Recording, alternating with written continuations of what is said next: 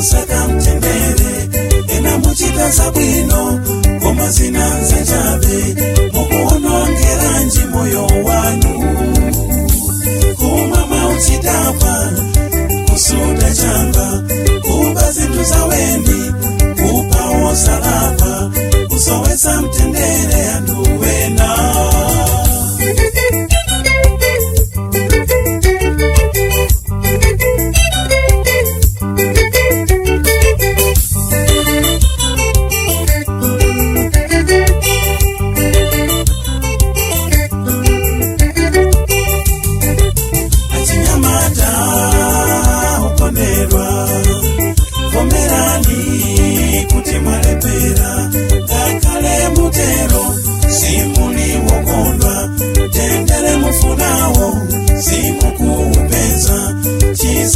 kubaya ni mumtima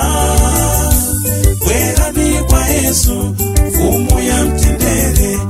akuyembekezani siku ndiyo sana aza kulandirani nuchigatundu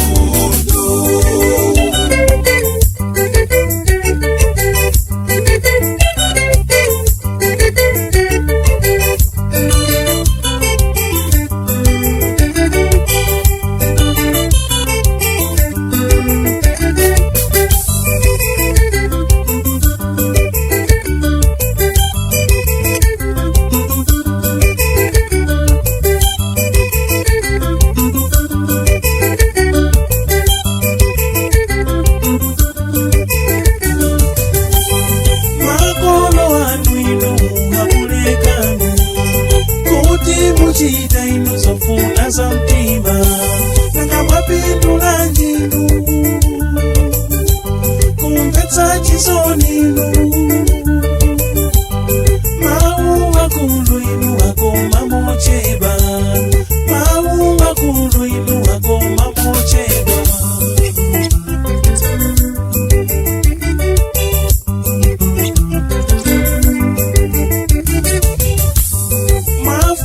funa inu kisangalalo